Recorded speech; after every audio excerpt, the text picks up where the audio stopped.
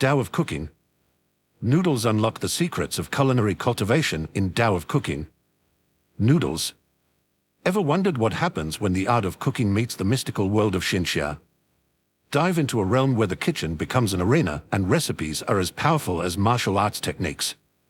Open book about the story. Dao of Cooking is a unique blend of Xianxia and LitRPG genres that takes you on an epic journey of culinary cultivation. Follow our protagonist as he discovers the hidden powers within food, transforming simple ingredients into legendary dishes that can heal, empower, and even defeat enemies. Glowing star why you should watch. Epic battles, witness culinary showdowns that are more intense than any martial arts duel. Unique world building, explore a universe where chefs are revered like warriors and cooking is a path to immortality. Character growth, join our hero as he masters ancient recipes, discovers secret ingredients and rises through the ranks of culinary cultivation. Mystery and adventure, every dish holds a secret, every ingredient a challenge. What will our hero uncover next? Don't miss out. Subscribe and hit the bell icon to follow this tantalizing tale of taste and power. Join our community of foodies and fantasy lovers in the comments below. Pot of Food, start your culinary cultivation journey now. Pot of Food. When the system presented him with an opportunity to create spiritual dishes, Lei knew he had to become more than just a cook to do it justice. After a life spent in horrendous kitchens, working under spiteful and pompous chefs, Lei had lost his passion for the one good thing in his life, cooking. So when a car crash claimed his soul and hurtled it into a Xianxia world, complete with a cooking system that was anything but ordinary, Lei was more than excited to get to work. But it turned out he had been trapped into a boiling pot, one filled with demonic cultivators, corrupt governance, and clues suggesting there was more to his reincarnation than met the eye. Lei has to make a choice, run away, leaving behind the kids who depended on him and his only friend in the city, or fight back using his overly spiritual dishes to cleanse the evil. His recipes were about to stir up some magic. Chapter 1, The Stall. Cooking in this world was a nightmare. Trying to explain to these folks that bland isn't a flavor was like trying to teach fish to fly. Like most old people, the ones Lei had the fortune to work for had so kindly let him know that they didn't want any of his dishes, anything new, for that matter. Yet, after tasting his pasta, a part of him had expected to be asked if this was what enlightenment tasted like. Well, there was not much to do about that. They were happy cooking their traditional cuisine, and Lei respected that and settled for being their dishwasher for the most part. Thankfully, after a month of hard labor and honest sweat, he'd managed to secure a good spot and a little stall in a distant market for his solo venture, allowing him to leave behind those days of suffering. The place bustled with noise, a crowd of shuffling heads pouring from a great labyrinth of streets into the eastern square where dozens of shops and stalls stood at attention. The sunlight shone brightly, and the air was full of that dreamy, captivating smell of incense. Taking a breath in, Lei first started with the green peppers, cutting them into thin slices and making sure there were no seeds left in them. Then came the onions, already peeled and cut in half. Laying them flat on the cutting board, which was a piece of wood, Lei diced them beautifully. Then he stared up at the sun and then down at the square. The morning was in full swing, the crowd growing in numbers at each passing second. Already, some of his regulars were sneaking glances at his stall, though he had to admit there weren't many of them. But he was happy. It had been only a week since he started this stall business, after all, and it hadn't been easy, especially trying to tell these people that seasoning was a thing. Other than some pepper, coriander, and ginger, the places here mostly didn't bother making a dish flavorful. But the years Lei had spent in kitchens back on Earth prevented him from settling for their simple ways. He didn't become a Michelin star chef with just okayish dishes. Details mattered.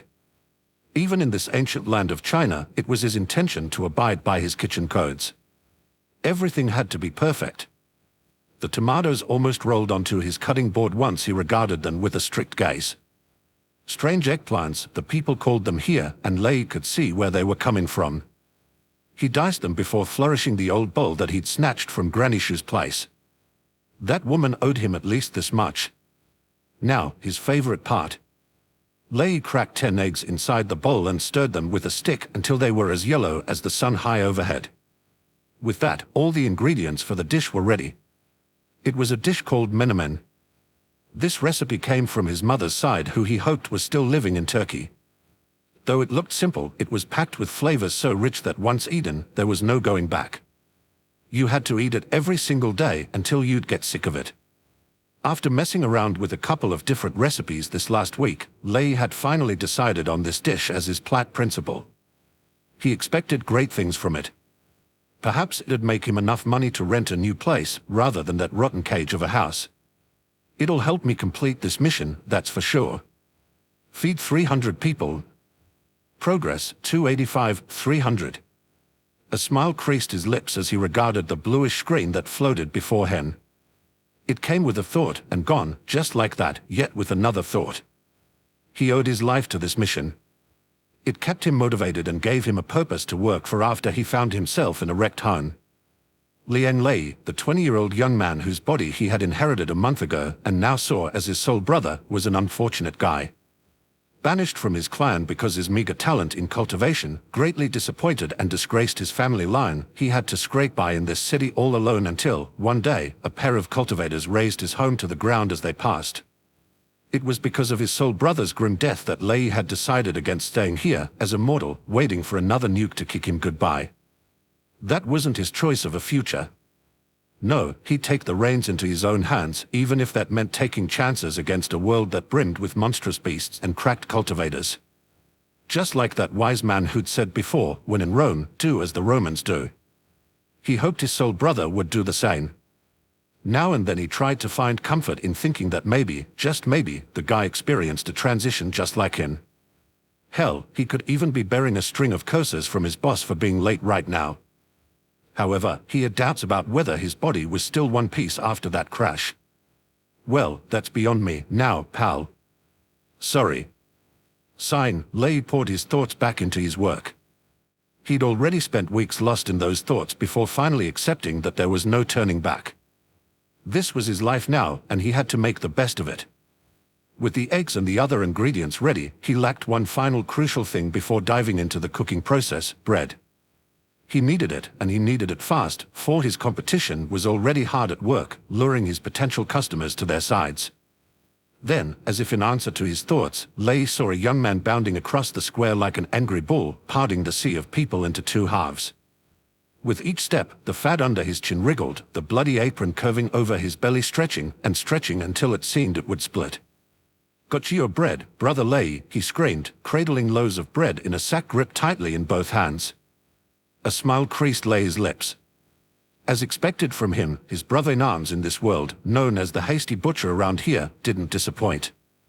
But he was a bit late, so Lei asked, "Brother Lu, did something happen?" "Why are you late?"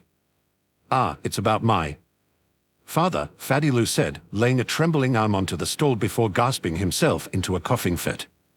His face was as red as a beet. He breathed hard. "He told me that an old friend," he choked once more on his own spit, "came for a visit." Lei let out the breath he didn't know he was holding once Fatty Lu finished his sentence. Watching him struggle with the words made Lei's heart clench tight in his chest. "At least he's had enough time to bake the bread," Lei said, reaching for the bread. As Fatty Lu slumped down near the stall, Lei cut the bread in halves before kindling the firewood. Then he revisited the plan they'd discussed the other day in his mind. Lei had doubts whether it'd be effective or not, but Fatty Lu was too sure of himself, telling him that he'd sell the stuff in no time. "I can only hope he is right." A smile creased Lei's lips as he rolled up his sleeves. It was time to cook. Lard in. The wok sizzled with the touch of the fat, producing the first delicate trail of smoke. The onions were more than ready to dive in, and dive in they did. Lei grabbed hold of the handle with one hand, giving the onions a little shake. Seconds passed as they turned brown and soft. The peppers followed suit, and Lei added more fat for good measure. Butter would have been his first choice, but it was hard to find one that fit his taste, so he had to go with the second best alternative. The strong smell of fat mingled with the underlying sweetness of the onions and peppers. As Lei was about to saute the mix, he couldn't help but glance at Fatty Lu, who seemed to have recovered from his little episode. "Are you sure that'll work, Brother Lu?" Lei said, frowning. Fatty Lu nodded with strength as he struggled to his feet and dusted off his apron. "Trust me, they won't know what hit them." Soon, Fatty Lu vanished into the crowd, leaving him alone. Lei kept an eye on him as he poured the tomatoes into the mix before sprinkling a pinch of salt and some black pepper powder. Well, that was it. They were really doing this. As a chef who'd spent most of his time holed back inside the kitchens, Lei had little idea about marketing. But not Fatty Lou. The man had the gift of speech in him, which he planned to put to good use today. The flavors curled cunningly toward the crowd, and it didn't take long for a small group to gather before the stall. 6 or 7 people, at most, but it was a start. Lei could see some familiar faces smiling up at him, old customers who'd tried these strange-looking dishes before. Some others were drawn here by the smell alone, curious faces waiting to see the end result. Just then, a fat man shouldered his way to the stall, caring not about the looks he got from the group around him. His face was twisted, cheeks flushed, and drops of sweat rolling down his chin. Suddenly, he pointed a trembling finger to the stall and roared into Lei's face, "Heavens, we are blessed."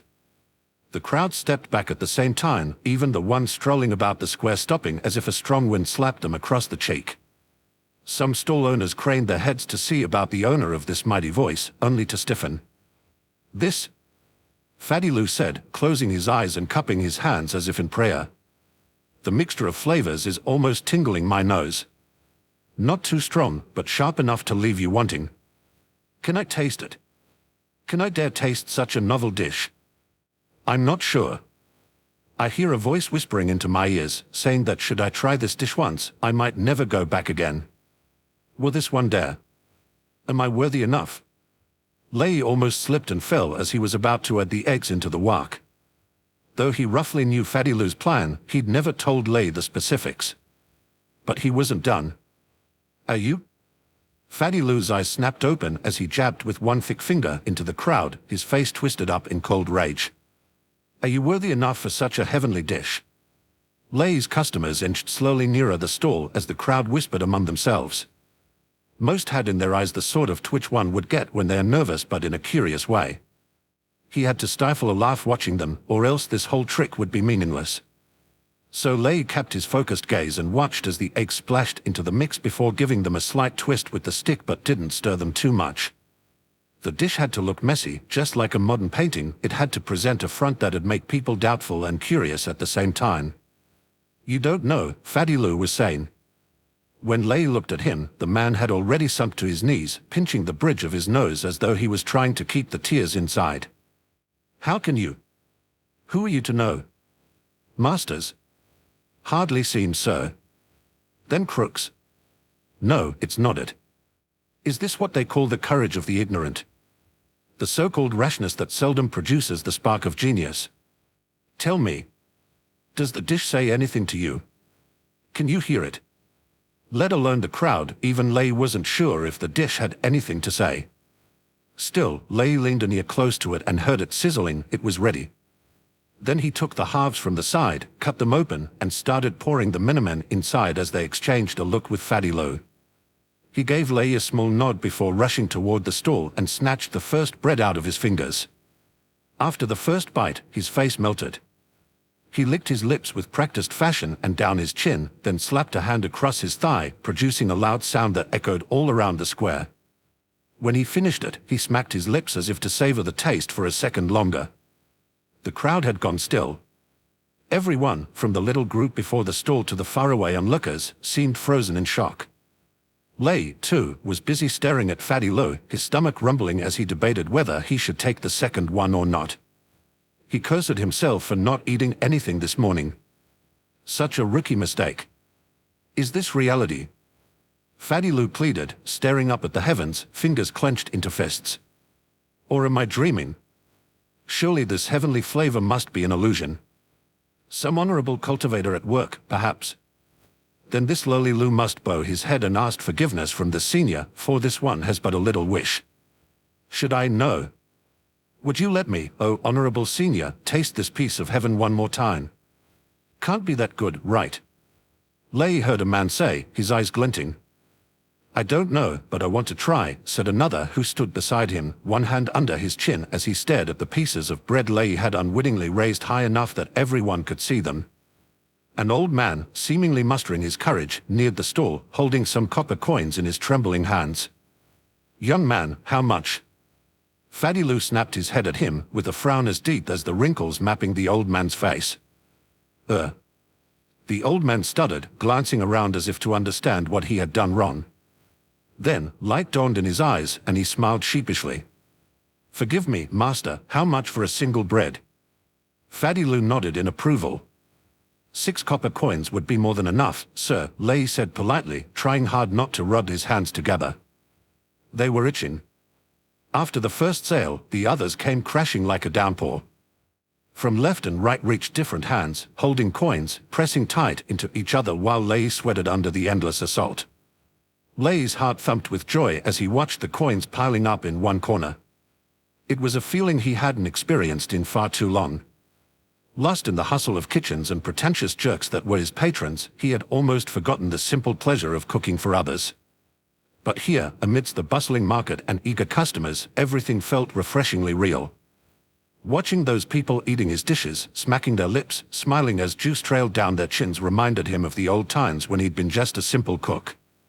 It reminded him of why he'd fallen in love with cooking in the first place. Without even realizing it, another batch was ready. With practiced ease, Lei poured the menemen into the waiting bread, the savory aroma mingling with the scent of freshly baked dough. Lei passed the steaming portion to the next eager customer without looking. Then a voice dinned inside his ears. "Feed 300 people. Starting mission completed. System initializing." At last, a worthy disciple. A tired voice echoed deep beyond the heavens. "Took you long enough, old Xian," another one said with relief in his voice. Millimeter. I was the last one in our ranks to find a new disciple. The heavenly Dao is slowly slipping from our fingers. The pieces are set. We can only hope this will be enough. Chapter 2, Novice. Ding. Name, Lian Lei. Age, 20. Class, Chef. Tier, Novice 1. Skills, Eyes of the Yellow Maiden. Cooking skills, none. What do you mean, Novice? Lei's first reaction to the blue screen that hovered before his eyes was to gawk at the tier part. They had to be shitting with him, thinking that he was a novice chef. If he was a novice chef, then what about the others? Surely the system, or whatever the hell this was, wouldn't see them as cooks. Easy now. You're being too hard on these people. Not their fault, right? They did nothing to you. He drew in a deep breath to clear his mind, just to find dozens of people staring strangely at him. It was only then that he remembered he was in the middle of the market, behind the stall, cooking for a little crowd. "The next batch will take some time," he said, smiling out into their faces for good measure. "Yes. Focus on the work at hand. You can rack your brain some other time." Lard in. The sizzling wok and the curling smoke welcomed him into their warm hands, pulling him away from the system's bullshit. The onions were happy to dive in, and the peppers mixed beautifully right in their ranks. "Hey, are you all right?"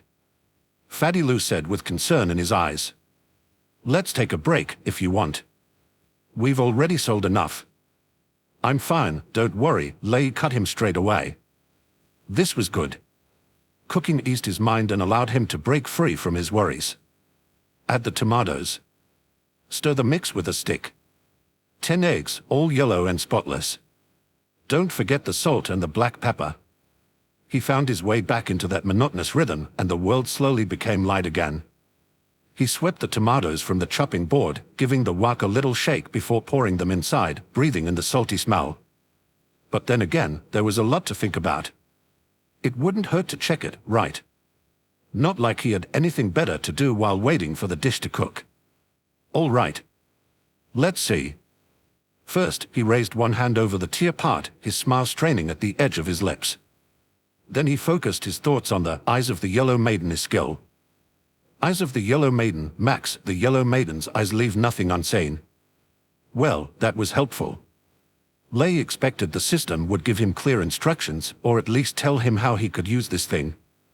But seemed as if it preferred a rather direct approach. So Lei focused on his eyes. Closed them. Pinched them hard. But soon it occurred to him that he didn't remember what color his eyes were. Black, was it? Is the color really that important? The intent is what matters. A peculiar sensation pricked his skin. Felt like a cold wind was slithering up his legs, through his chest, and finally settling over on his lids. His eyes jerked wide open, staring round down at the sizzling wok. Common wok, poor quality. What? He blinked, and this time, focused on the ladle that lay near the wok. Common ladle, poor quality. Okay. He shook his head and gazed down at the chopsticks in his hand, juice dripping down their edges. Common chopsticks, good quality. Lei blew out a long breath. There was a budding headache crawling from the nape of his neck, sending jolts of pain up his head. At least the miniman looked ready. Miniman, basic dish. All right, next up, he shouted, waving off the screen as though it was an annoying fly. He took the bread, sweat trickling down his back, and poured the miniman inside. His hands almost blurred as he delivered one order after another, stealing glances from the coin pile that kept growing at the side from time to time. It helped to see them glinting under the sun. It sang, the money did, and its sound was the most beautiful thing in the world. Copper coin, poor quality. Can you just stop? Brother Lei, came a voice from the side. Your eyes. Lei snapped his head at Fatty Lou, glaring out into his face, furious for no particular reason. He squinted up and thought of bugs and flowers to keep his focus away from his eyes. He didn't have in him to see if the system would list certain qualifications of his only friend in this Xianxia world. What about my eyes? He asked, hoping that little trick had done the job. Fatty Lou looked rather doubtful but still nodded. For a second I thought I'd seen them blazing, but they look normal now. Must be the heat, Lei said. Yeah, it's bloody hot today. Fatty Lou forced out a smile. Blazing eyes and a sudden fury. Are these the side effects of this skill? Though he didn't know who this yellow maiden was, there was no doubt that he had to be careful while using this skill. This was a Xianxia world, and for all he knew, there could be a cultivator posing as some wrinkled old man to experience the mortal life to get rid of his inner demons hiding in the crowd.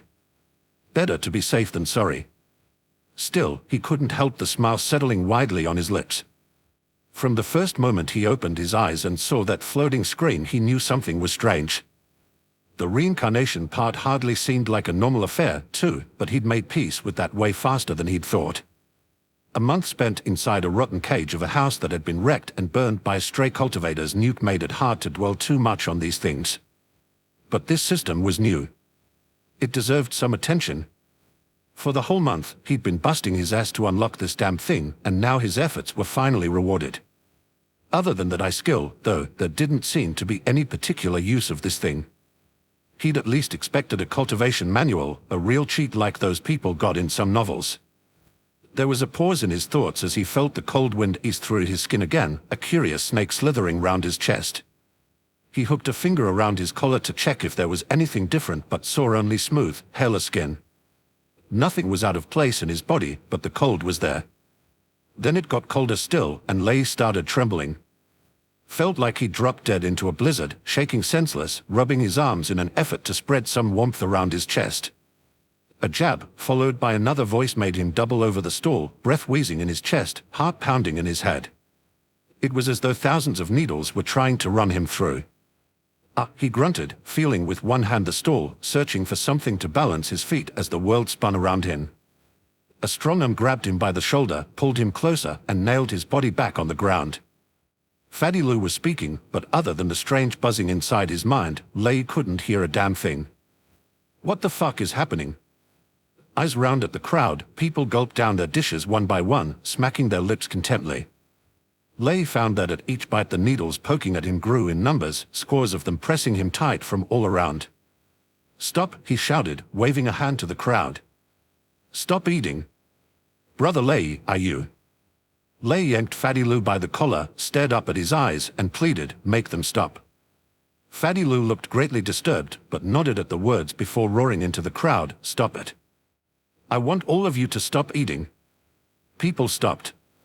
Lei could feel the pain around his chest alleviate into a mild sting.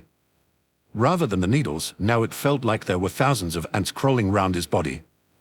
He set his jaw tight as he resisted the urge to scratch the itch, but there wasn't any part of his body that didn't ache from that episode. He didn't have the time to consider any of that when a blue screen popped up before his eyes. Your tier has increased by 1 level.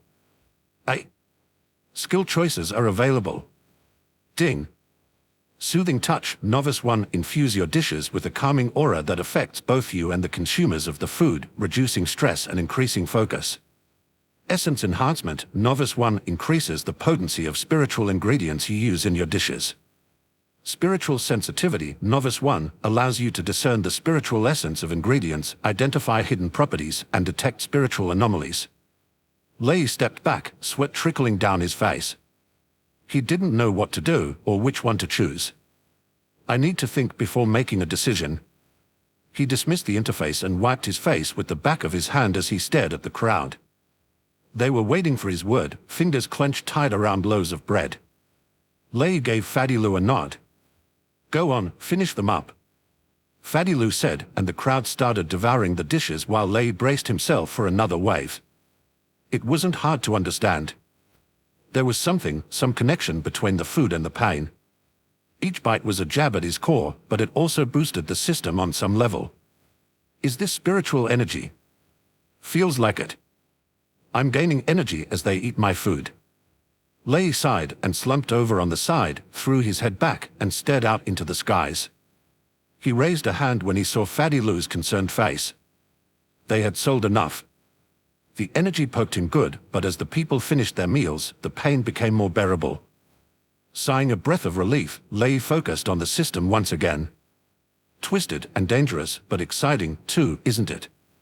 A curious thing, that's what it was.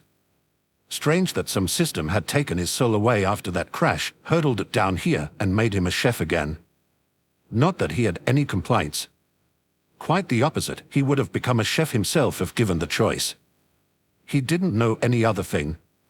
For all his life he'd worked in this kitchen or that, trying to carve out a little place for himself in the big bad world. No doubt it changed him, but he was less sure now if the change had been a good one. A slave. Yes.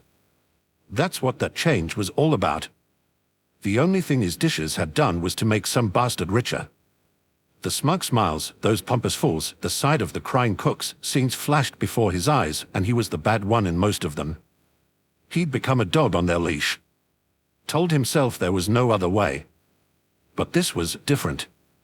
Things did start to seem a touch brighter to his eyes, now that he thought about it. It had been this way after he opened his eyes to this strange world. Brother Lu, he said, wincing up his feet and taking a last look at the crowd. Let's call it a day. Fadilu fixed him with a scowl. I don't know what's happened to you, but you look like shit. That was another way of putting it. But it was a good kind of shit if Lei had to say so himself. He clapped him on the shoulder, shaking his head. I've never felt better. Fair enough, Fadilu said. You go and rest. I'll deal with the stall. Thanks. Lei turned away and waved his arms to see if they'd sing. They didn't. I'll see you tonight, he said and made for the old house. Chapter 3, Ruins. The street stretched away, pressed by the ruins of the houses on both sides, a mess of debris and old belongings roasting under the blazing sun. Lei's home was on the 3rd block, past Sightstone Street, a one-story affair that had half its roof missing. That roof had been the end of his soul brother. He sighed as his hold around the sack in his arms tightened. Even a simple step earned him a great deal of protest from his muscles, but there was a wide smile on his lips as he trudged through the streets, and the jingle of the coins inside the pockets made for a good son. He felt a richer man now, both in body and spirit. It had been a hell of a morning.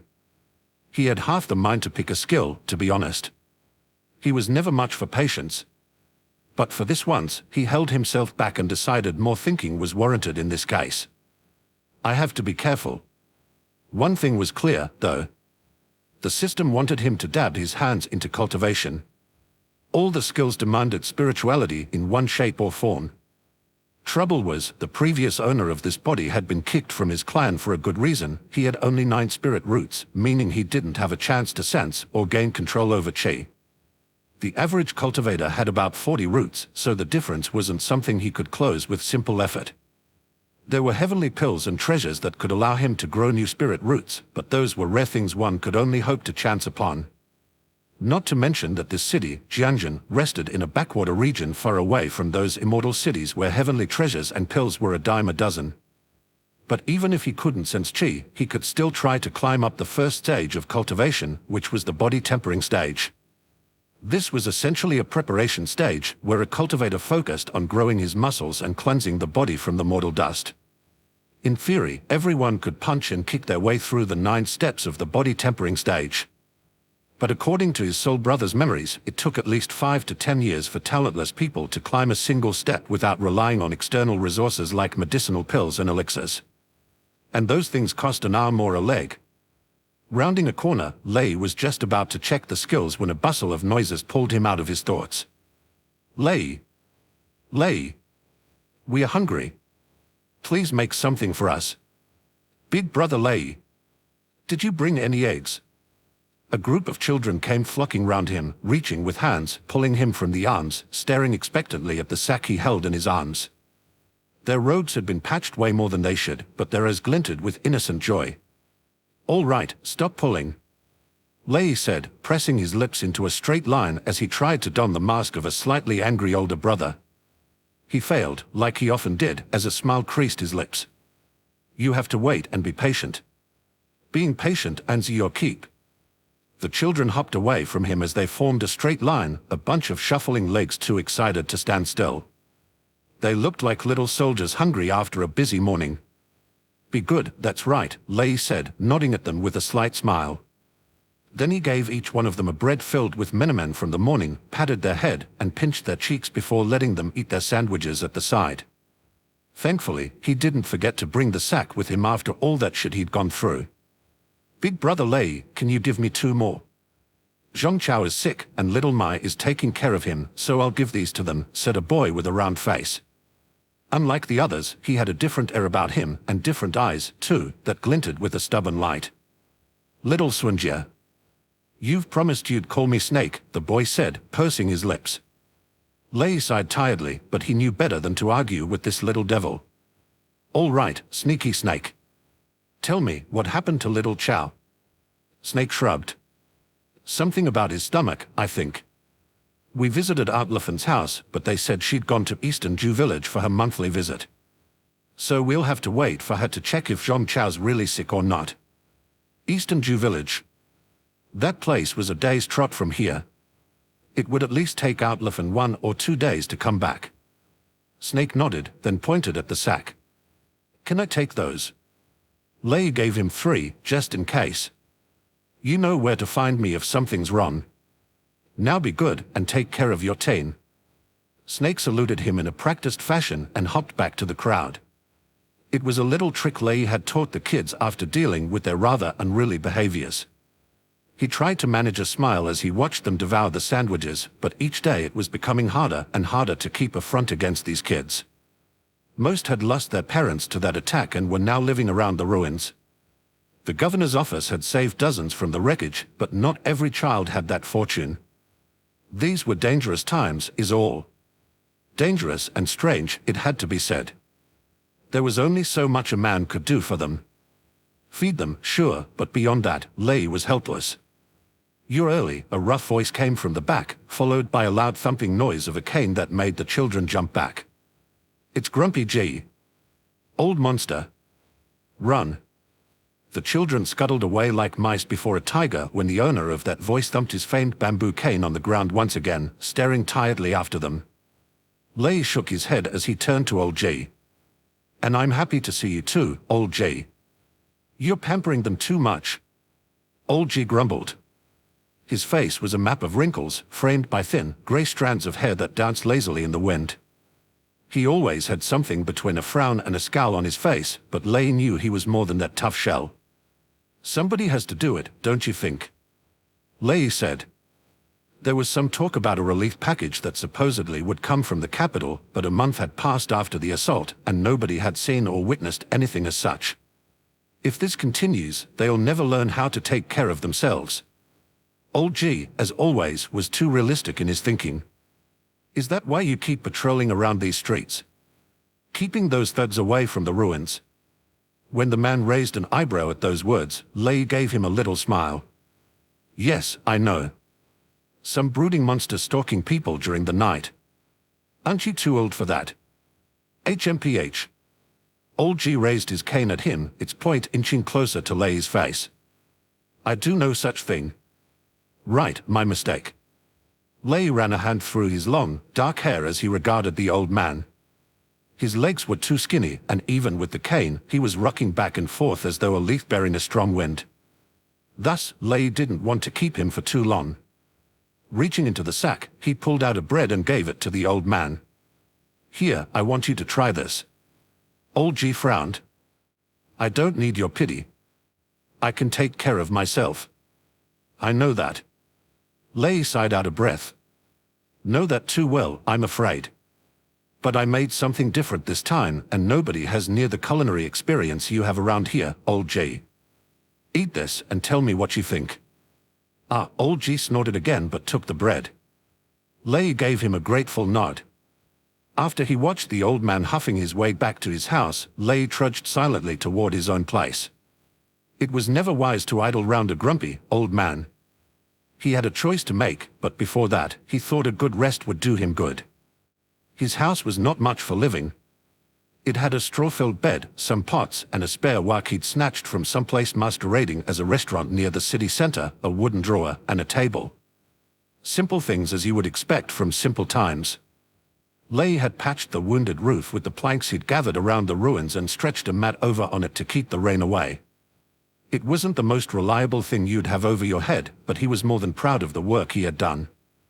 It had been one of the many firsts he'd achieved in this world. After he poured himself over the bed, he called the system interface. Name, Lian Lei.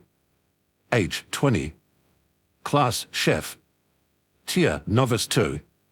Skills, Eyes of the Yellow Maiden. Cooking skills, skill choice available. That novice part still nagged him, but he was beginning to think that perhaps the system hadn't been too mindful of his qualifications before grading him. It could also be that the tier part didn't have any correlation with his cooking skills, technical and theoretical, for that matter. Other than that, it looked simple enough.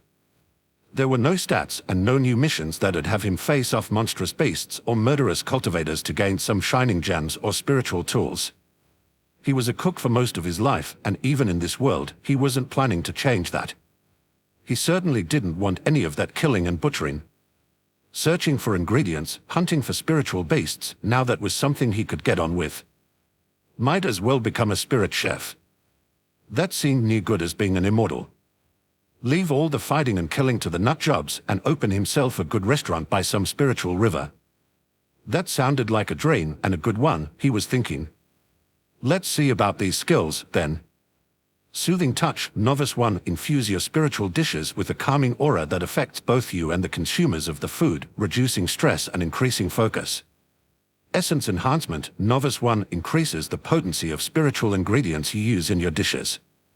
Spiritual sensitivity, Novice 1, allows you to discern the spiritual essence of ingredients, identify hidden properties, and detect spiritual anomalies. The system obliged, showing him the list of skills he could choose from. Then again, it didn't serve any other purpose than showing him the things he already knew.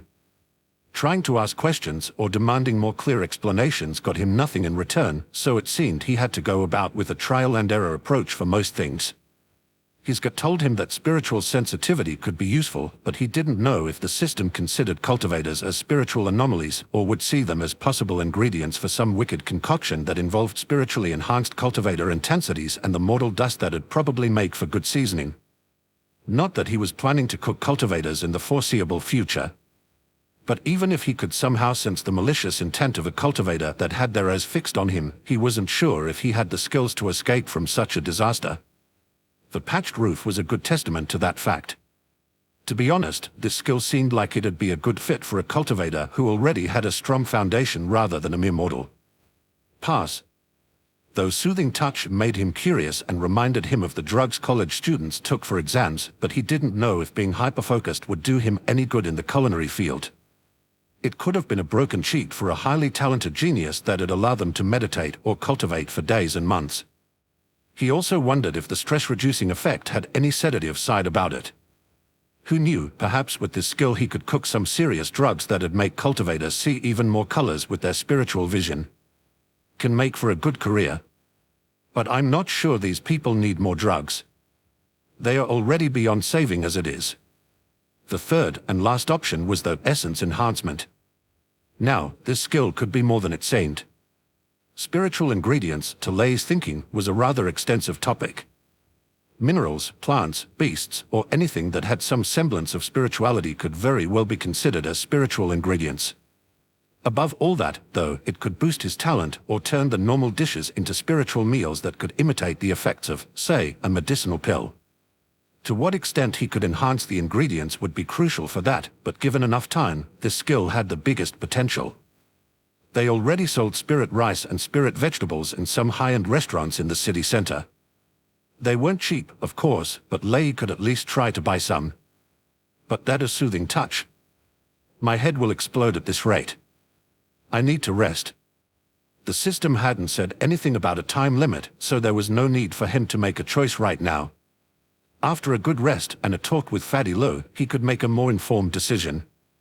Lei closed the door to his house, shutting out the chaotic world outside. He collapsed onto his bed, the straws poking him from all around. Sleep came right away. Chapter 4, Spirit Rice. It was a beautiful night in the eastern part of Jiangnan, and the cobbled streets hosted a great crowd that strolled under the stars. Some ladies wore makeup so thick that Lei reckoned you could season a wok with them, and some others preferred simple attires fitting the cool and serene air of the night. Lei nodded here and there to the acquaintances he'd made during his time as a dishwasher as he trudged through the crowd. Not the most distinguished bunch, these people, but seeing them almost washed away that sensation of being a complete stranger in a different world.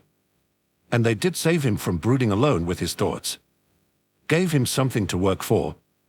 He'd always be grateful for that.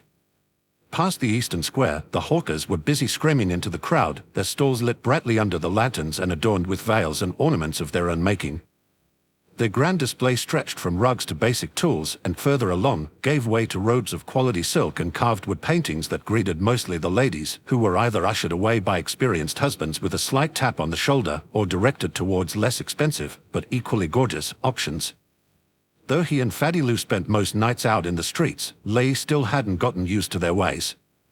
He knew people tend to forget certain things and had that ability to carry on from even the gravest disasters, but the folks here didn't seem to remember that 1/3 of the city's eastern part had gone missing some weeks ago. Better to carry on than dwell too much on the past. Lei guessed there was wisdom to be gained somewhere in there, but it didn't quite sit well with him. Fatty Lou was waiting for him at Swirling Frog, a 2-story tea house that stood just around the corner, stools and tables scattered before its front yard. He sipped from the ceramic cup as his eyes wandered here and there, but mostly toward the young ladies. He didn't look much, but he knew his way around the women. Lei tapped the shoulder of an old man as he passed through the stools, smiling down at his face. "Master Feng, another pot for us." Master Feng's dark eyes snapped at Fatty Lou and then back at him. He gave him a nod and vanished inside the tea house. Lei poured himself over a stool before Fatty Lou and shuffled under the questioning gaze of his brother-in-arms. "What?" Lei asked when that gaze got a little too much for him. "What do you mean, what?" Fatty Lou placed the cup back on the table and frowned at him.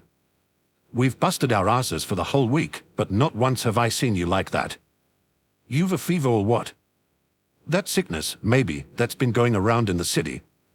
What was the name again? Long fever, was it?" Lei shook his head. "I'm fine, Brother Lou. All that work must have gotten to me, that's all. This stall business is harder than I thought. Millimeter." Fatty Lou rubbed his chin, then clicked his tongue.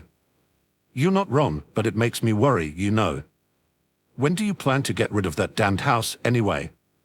Living with all that dust and ruins can't be good for your health." "Money is better spent on more important things," Lei said, tapping a finger to the table. "I've a roof over my head and a bed to sleep in. A man has to live frugally if he wants to work out a capital for ventures, right?" "Exactly." Fatty Lou waved a finger into his face. "A dead man has no use for things like money. You're always around those kids, and that's dangerous. You know what my mother used to say about children?" "What?" "That they are nothing but a bunch of walking diseases. Always coughing and sniffing, those little devils, sucking at sticks, pebbles. Anything they find they think of as something to be eaten or at least deserving of a lick. Come now, brother, don't be too heartless. Lei smiled slightly at him. I'm not being heartless. If you want to help them, that's fine with me, but don't do it at the risk of your health. We need you up and running if we want to fix them a place. You're right, but this really has nothing to do with them, Lei said. Fatty Lou was just about to press him when Master Fen came with a teapot and 2 new cups, laying them gently over on the table before fixing them with a curious gaze. The man was a mute, got his tongue cut as punishment for speaking too loud back in the day, or at least that's what the people round the tea house joked about now and then, but he had his eyes for all that talking, and they did a damn good job for the most part. And they say he has the sharpest ears across the city. So Lei waited for him to clear away before leaning closer to Fatty Lou. A simple motion, but it hooked the man enough that he perked his ears up for him. Something happened, Lei said, staring around himself to check if anybody was listening. Different faces, dozens of them, were too busy talking loud and laughing to pay them heed. It's a bit hard to explain. So I won't. Best we treat with caution here. Fatty Lou smacked him on the head with 2 fingers, face twisted up in rage. Are you playing with me, bastard? Speak up. You know I'm not the one for patience. Lei jerked his head back, stifling a laugh. That's why you can't find a good wife, brother. Instead you're fooling around with all those ladies. Improper and immoral, don't you think? What if Master Li finds out? Think he'll kick you out of the house? I'm 20 fucking years old, you think I'd fear a wrinkled old man? And don't start with the wife talk. There's not enough beauty in this place to chain my soul in some dusty house to father a bunch of bastards. Thought we were aiming higher, no. Become rich and get ourselves a place in one of those immortal cities, eh? Clear your damned head and focus on the mission, and tell me what the hell has happened. I'm thinking it's best I show you because I don't know how to explain. How can you explain to a man that you have a system stuck in your soul, giving you skills and showing you screens? But for that, we need some spirituality. What do you mean? I mean we need spiritual ingredients. Some restaurants near the city center sell spirit rice, yeah. Lei asked, feeling the coins inside his pocket. He'd probably have to spend a week's worth of earnings to get a handful of that rice, but it was for a good cause. You can't be stingy when you've got a system in your head. But Fatty Lou gave him an exaggerated sigh. We've had this talk already. You can't trust those places. That's no spirit rice they are selling, that product is foul and of poor quality. Just some scraps they bribed out from the Alchemy Guild and the Adventurers Guild. I know that, but you have to trust me on this one, Lei said. It took more than just spiritual energy to raise such crops, and the demand was already high enough that nobody would risk a journey across the forests and mountain paths to sell spiritual ingredients to a city as mortal as Jiangyan. But it was possible to sweep some now and then if you had the right connections in the Empire's own Alchemy Guild and Adventurer Guild. You're serious, Fatty Lou said, narrowing his eyes. If that's the case, I know a place. But first, drink your tea. The center of Jiangyan was a beast on its own, its roads paved and cared for, rows of shops almost too bright to look at. The robes people wore here had a different sound about them as they flapped and creased with the wind. Seemed to Lei's eyes that flower embroidery was making a comeback. The last time he'd come here these ladies were all about birds and bees. And the streets were too wide. It was always the case with the rich folk here. They liked things wider and deeper. Fatty Lou led the way with the confidence of a young master, chin high and chest puffed out like a proud rooster amongst the chicken. He was made for great things, he'd often say, and he certainly had the right attitude for it. Just that he was lacking on the money front. But Lei didn't like it here. This whole place smelled and looked too fake for his taste. Just like those shopping streets in big cities back on Earth, here people greeted each other with mysterious smiles that spoke of deeper things. It was always about a deal or an exchange with these people, and Lei had his fill when he thought working for richer folk would be a good idea. Foolish of him, of course, but it made him see the greater truth about this city, and he couldn't say he was too surprised when he'd found that it was all the same. Money talked, people listened. They came upon a great street that had short buildings, their tiles painted and lined with gold, lanterns hanging down the roofs latched with sparkling hooks. Flavors of dishes and perfumes splashed out across from the half-open doors, filling the street with a rich wave of fog that beckoned customers for a treat. "You think they'll give us the rice uncooked?" Lei asked, rather doubtful of this arrangement. "I know a guy here," Fatty Lou said, squinting up at a place called a Moonlight Delight with a smile on his face. "Just prepare the money." Lei clutched the coins inside his pocket as he stared at the two ladies fanning themselves before the door. It must have taken a great deal of powder to paint all that skin cloud white, but at least they made a show of their efforts and looked quite triumphant as men, older and younger, poured inside while sneaking glances from them. "You sure this place sells rice?" Lei asked. Seemed to him that his brother had done some injury to the truth. "Don't worry, they sell everything here."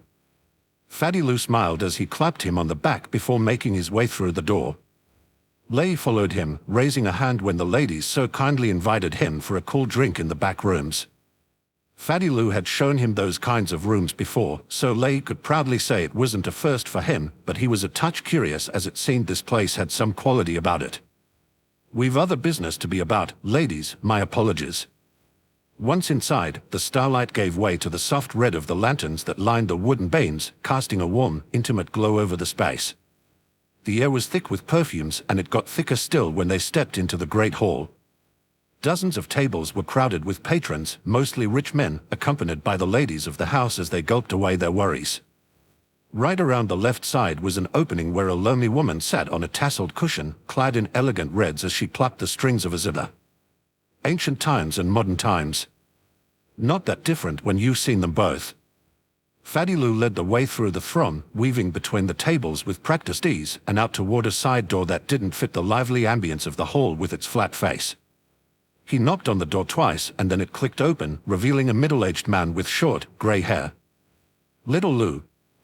The man cocked an eyebrow at him, stepped back, and gestured to them to get inside. "You've honored me with this visit. Come inside." "It's been too long, Uncle John." Fatty Lou smiled widely at him and shrugged when Lei gave him a questioning look. "You have an uncle in a brothel. This guy is something else." Lei shook his head as he sat down on a chair, dragged it screeching near the desk that had dozens of papers stacked over on it. Fatty Lou and the old man were seated soon, both smiling round at each other. "Father misses you," Fatty Lou started. "You've gone for so long that we'd nearly forgotten your face." "These are tough times, little Lou, you know that." Uncle John shook his head at him. "But sometimes even I don't know what I'm doing here around the brothels. Somebody has to keep these accounts, right?" "They can't find anyone better than you," Fatty Lou said, then straightened his back and leaned closer to him. "Uncle John, I don't want to keep you for too long, so I'm just going to tell it to you straight. I need something, and I was thinking that maybe you could help me with that." "Oh?" Uncle John said, his eyes widening in surprise. "Go on, say it. If it's anything this old man can do, he will do his best for his nephew." Fatty Lou glanced at Lei before speaking in a solemn voice. "We need some spirit rice. Uncooked, untouched. Straight from the source, if you will. Not much, just a handful or two. We've brought the money for it." Lei pulled the coin pouch from his pocket and put it on the table. Fatty Lou snatched it with a quick hand, staring up at the old man. Uncle John frowned. "Spirit rice? What are you going to do with spirit rice? Don't you know they are selling poor quality rice here? Yes, it's rather tasteful and good for your bones, but it isn't anything like those real spirit rice we'd eaten back in Lanzhou." "Lanzhou? That's where my soul brother's clan resides. A month's trot away from here." "I'm aware, but as I've said, we don't need much of it," Fatty Lou said. Uncle John took the money pouch, stuck a finger inside, and checked the coins. "It's tough," he said, scowling down at them. "But if it's important to you, I think I can arrange some." "I knew we could count on you, Uncle John." Fatty Lou slapped his thigh and sprung on his feet, rounded the desk, and hugged the old man till his bones groaned. The poor man's face reddened like a beet from lack of breath, but his eyes were glinting. "Ha!" He choked out a laugh when Fatty Lou got back on his seat and left him gasping. Then he waved a hand over them. "You two wait here while I go and get your rice. Don't make a fuss." Lei nodded like a little child under the man's gaze, and Fatty Lou didn't look much different than a real child, to be honest. For a second he turned into a kid who got candies and chocolate for just being there. "So, spiritual cooking, is it?" he said when the old man left them alone. "But you know we can't do much with a handful or two. Not like these people would give us a whole sack. They are too stingy about these things." "It's not for selling," Lei said.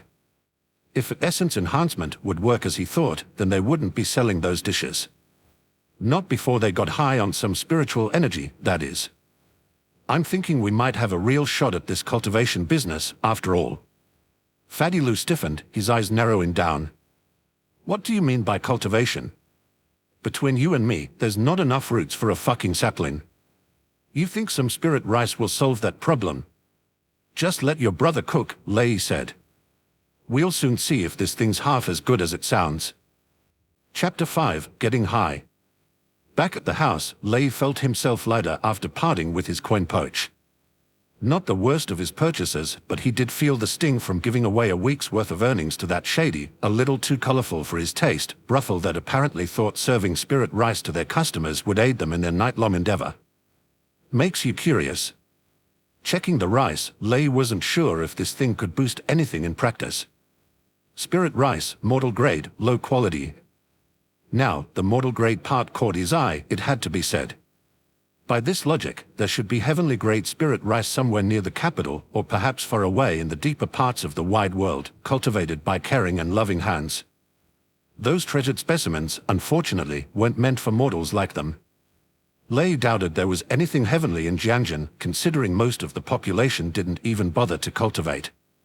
Guess I can't blame them. "Are we cooking or what?" Fatty Lou said, slumped over on the bed, staring out from the wooden shutters toward the night sky outside. He seemed bored and rather angry. He'd said something about debts and favors along the way, but Lei hadn't been in the mood to lend him an ear. He had other worries, expectations, to be clear, from the new skill he'd just picked. Essence Enhancement, Novice 1, increases the potency of spiritual ingredients you use in your dishes. He was worried because he didn't know if the skill would poke him through the chest like he'd experienced the other day. That seemed like it had something to do with his dishes being eaten by others, but still, there was no way for him to be sure of it. Trial and error, you're saying? He wasn't a stranger to trying and failing at things all right. Working up a menu inside a Michelin-star kitchen had everything to do with this practice, after all. Most days even the sleep left him as he delved too deep into the ingredients, constantly mixing them inside his mind, trying to come up with gorgeous and tasty dishes that would be served in small portions, just so the people would feel at ease spending hundreds on them. Give them a plate full of noodles, the most delicious fucking thing in the world, then they'd start complaining about the prices. Can't do anything about that, now, can I? Let's start our spiritual journey. He split the rice into 3 parts, a handful of it he'd cook without using the skill, just to see how effective and spiritual this thing really was. The other part would be graced by the essence enhancement, which Lei hoped would bring the rice to new spiritual heights. And the rest would be saved for later use. I should keep my expectations low. That was easy to say, of course. For all his life he was a man of expectations and by extension, had his fair share of disappointments. Funny now that he thought about all those times he'd cursed himself for being a failure. Those worries and all that depression felt somehow distant, as if they were another man's problems now. Because I died once. Maybe that's why He snickered as he washed the rice slowly, carefully. To his knowledge, there wasn't an extra step in cooking the spirit rice. So he dipped 2 fingers into the water, checked the amount, and started the fire before stepping back to the second pot. This time, he focused on the skill. Thought about it. Willed it awake and running, prayed it to be effective. A cold sensation poured out from his heart, through the arms, into the pot. He couldn't see anything with his eyes but felt the skill slowly influence the spirit rice. For a second he thought he'd seen a glamorous glow under the water, but it had gone away after a blink. Now, the extra steps. There's no harm in being a touch more careful. On the side was his chopping board, with carrots and other ingredients waiting for his gentle touch. He picked an onion, peeled it and cut it in half, diced it beautifully before snatching a carrot from the wooden container. He made short work of it, cutting it to pieces as small as possible. The garlic didn't stand a chance under his severe gaze as he minced it into tiny little dots that spread a strong smell about the place. Lei pulled out a wok and started the fire on his third stove. The wood crunched and crackled, tons of flame cuddling the cookware from all around. He slipped a spoonful of lard in and swirled it round and round before cracking 3 eggs inside. 2 sticks, clenched tight in the palm of his hand, worked them until they were cooked and split into tiny parts. Once that was done, he scooped the scrambled eggs into a plate and set it aside for it to cool down. The wok was still busy heating over the wood, and Lei didn't want to waste another second as he added the onions, carrots, some peas, and garlic, and cooked them until they were as soft as a baby's fontanelle. Well, that's a little too much, but yeah. He set the wok over on the table for a little while and checked the rice pots. Having tasted that they were done, he took both of the pots away from the stoves and opened the lids to let them cool down. A refrigerator would have been preferable, but until he became a cultivator who could freeze the lands and the crops with a wave of his hand, he had to settle with the good old wind that breezed inside through the wooden shutters. Seconds crawled past as they waited. Fatty Lou was on his feet now, pacing around the one-room house, sticking his finger through the cracks along the walls, clicking his tongue for perhaps the 1000th time that how damned of a place this house really was. Lei listened to him with a patient smile. The man was right, but if the skill would meet half his expectations, then it wouldn't be long before he said bye-bye to this place. Maybe a house by Master Lee's bakery, he was thinking. That street was as clear got in this city, and this way, they wouldn't have to set times or speak before sundown each day about where they would meet at nights with Fatty Lou, as they would be living side by side. He let out a sigh, then checked the pots. The rice was cold and ready. Back on the wok, he scooched the veggies over to the right side of the wok, added another spoonful of lard to the other side, and turned up the heat once again. He tried to use essence enhancement on the ingredients cooking in the wok but didn't feel that cold sensation. It works only on the spiritual ingredients, that's for sure. This was his favorite part. He took the ladle in hand and slapped half of the spirit rice over on the melted lard, the other half saved for later experiment, both enhanced by the system-flavored skill. Then came the soy sauce. Once he heard the sizzling of the rice grains, he jabbed and slammed the ladle inside the wok, the other hand tight on the wok's handle. He shook and twisted the mixture, making sure there were no strangers left inside. Everything, from carrots to beans and rice grains to onions, got to meet each other, and it seemed they were having a great time over on the roaring fire. Oh, how I missed stir-frying some rice. There was a stupid smile hanging wide on his lips. This was life. Simple, uncomplicated. It was meant to be lived like this, to Lei's thinking. Even in a ruined house, surrounded by all that wreckage and sorrow, cooking in a wok somehow managed to bring him the deepest of joys. This was his home in a different world. And it was meant to be shared. He could already feel those hungry and curious gazes peeking from the tiny holes riddling the walls. Little faces, he saw, gulping happily, knowing they'd get a piece from what was cooking in the wok. Lei shook his head as he focused on the wok again. Cooking for a crowd, now he felt like a performer, and he had to be sure he was showing them his best tricks. He removed the wok from the fire, set it aside, and added the scrambled eggs, showed the sesame oil the way to its home, and sprinkled some green onions, a touch of salt and pepper. It's done, he said after stirring the mix for good measure. The flavors dominated the tiny room, an ethereal fog that claimed the space, with Lei as its sole master. He checked it. Spirited fried rice, mortal grade, medium quality. That looked to be some quality dish, for sure.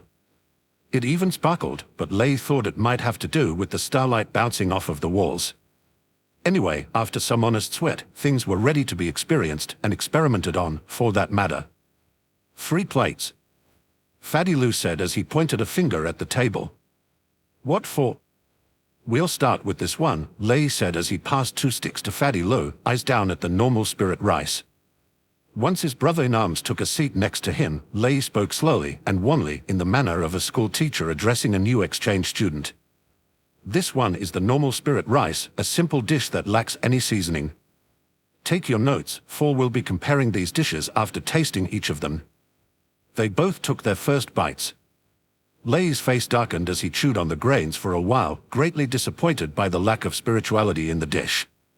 It didn't spark an enlightenment or fill his so-called meridians with energy, nor did Lei feel that after tasting it he could defy the heavens.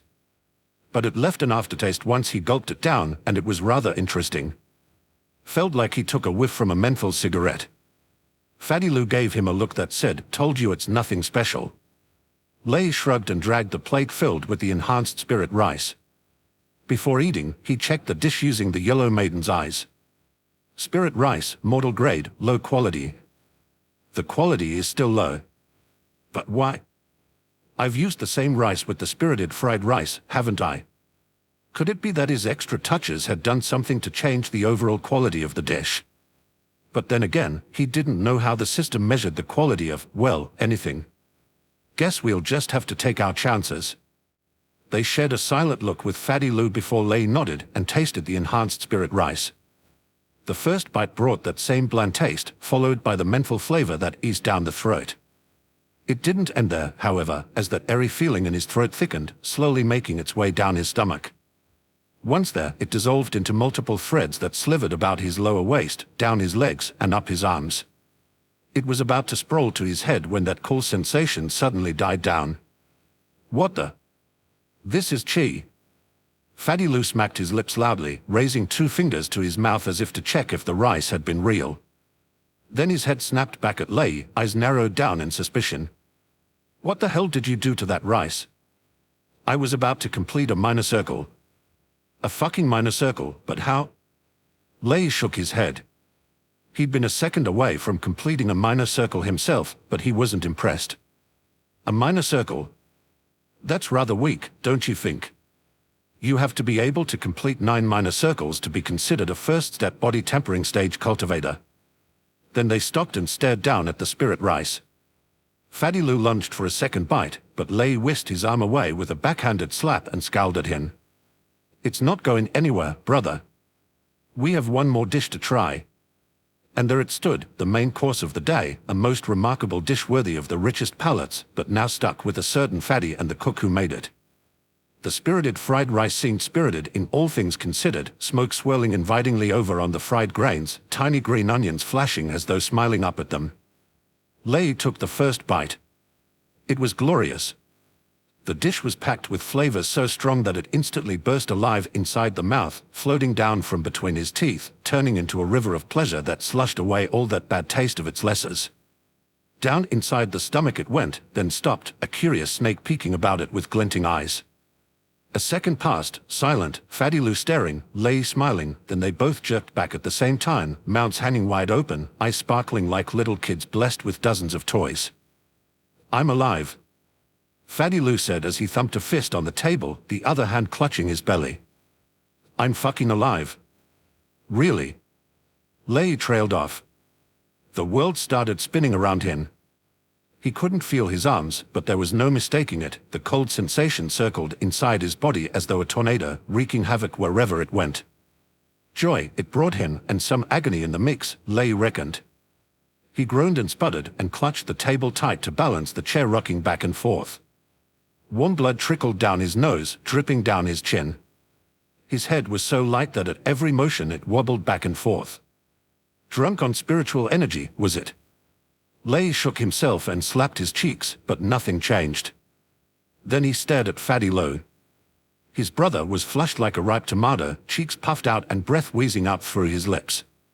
For a second it seemed his eyes would pop off, but all of a sudden the tension left him, his shoulders slumping down, a blissful daze coating his crimson cheeks. We are nothing but a child's dream, a blink away from existing, Fatty Lou said. He had stars in his eyes, shining bright like a cloudless sky.